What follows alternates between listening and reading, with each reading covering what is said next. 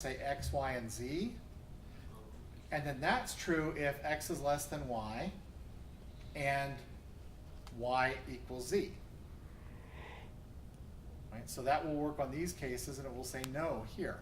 And by the way, it will always match this because it's three different variables, unless you give it more think of it as like giving more parameters. But if this fails, it drops down and says, yep, true. If this, it will say 232 is true. But if this succeeds, cut and then force y to be z, or z to be y. Okay. Here's the problem with this. If I took that cut out, it totally changes the logic. It actually would not work correctly. So it's sped it up. In fact, this is even faster than in the other options. Except, if I was to take that cut operator out, the logic breaks. Okay. And this is what's known as, if it's not a red cut, red means go, or green means go, red means stop. A red cut simply is one that this, you put in a cut for efficiency. So that's true for both green and red. Red cuts, though, if I took the cut out, I would actually change the logic. Whereas green cut, I could safely take it out. It might run slower, but it's not going to affect the logic. You see the difference? So that's just the naming that's used for these. Okay. So red cut is just prologue speak for, here be dragons. All right, now I mentioned there's another case. So one is when you know there's one answer. Another is if something's true, I know that the ultimate goal is actually false. And so there's a Prolog programmer idiom called cut fail. Okay. So let me give you the following example. We're trying to encode what kind of burgers Vincent enjoys. Okay. Burger, so Vincent is like me, hasn't really met a burger he doesn't like, okay? Except for some reason he just hates the Big Kahuna burger, right? So we can encode it this way.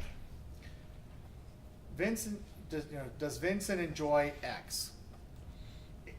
So if X is a Big Kahuna burger, so if that succeeds, cut fail. In other words, stop looking, the answer is no. Okay? So that's how to read cut fail. Stop looking, the answer is no. But if this fails, then it drops through to this one, and yeah, he likes every other kind of burger. You see the idea? Yeah. Burger is also defined to be a Big Kahuna burger. Yes, exactly. So these are all valid types of burgers. Oh, I see. Okay. This is encoding which ones he likes. Okay.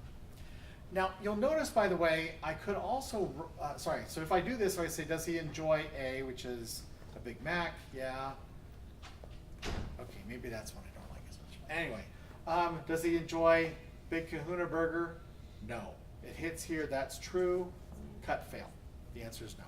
Okay. So you'll notice that this is equivalent. You could also just write Vincent enjoys X if X is a burger and it's not the Big Kahuna burger. Okay. And this works just fine too, it's just as efficient. But think about, what if he's a little pickier eater? What if there are a whole bunch of different kinds of burgers or different cuisine he doesn't like? Okay? You'd have, he likes it if it's a burger, as long as it's not this one, as long as it's not this one, as long as it's not this one. Okay? I have a son who's kind of like this too. But you have to write out this big long and chain, or you can put on multiple lines if you want. This lets me actually say, if it's this, no. If it's that, no. If it's that, no. Otherwise, yes. So it's just a different way of coding it. And you'll see a lot of things use this cut fail idiom. In fact, you may have noticed it in the ties example that we give you. So if you go to the all different here, and this implementation that we told you just to copy paste and don't worry what it does. It's using this cut fail. This list is this list all different? Well, if the head is a member of the tail, stop looking, the answer is no. Right? Otherwise, check to see if the tail's all different. All right, so last piece I wanted to show you really quick. I want to introduce the terms so that you can read the assignment. We won't have time to go through the full assignment. There's one other set of, oops, sorry, wrong set of slides. One other thing that I wanted to show you, var and non-var.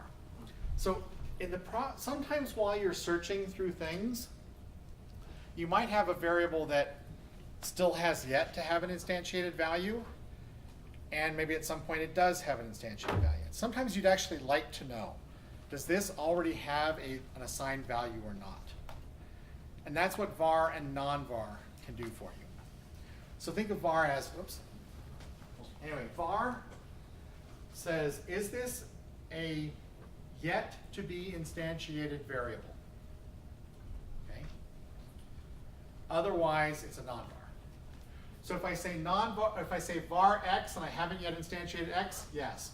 If I try to use var on anything that's an atom or a constant or anything else, a clause, these are all no, those aren't variables.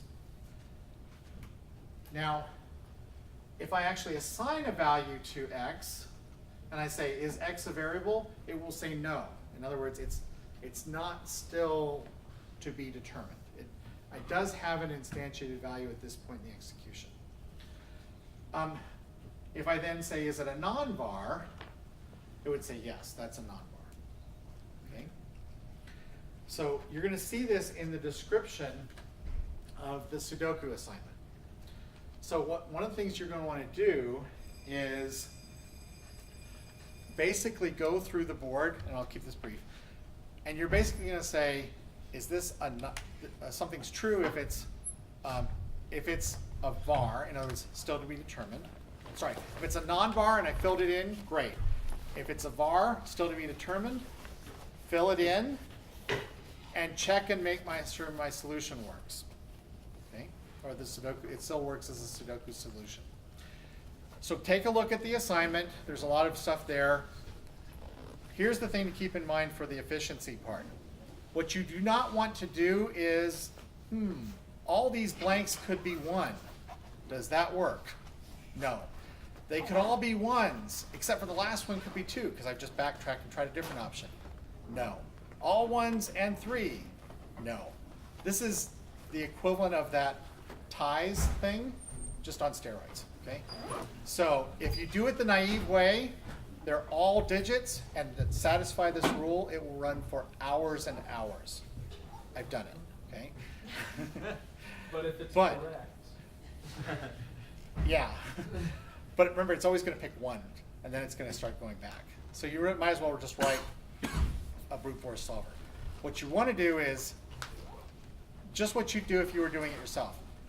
Force it to pick a value for the first blank. See if that's a valid solution. If it is, force it to choose a value for the next one. See if that's a valid solution. And then it'll just backtrack as it needs to.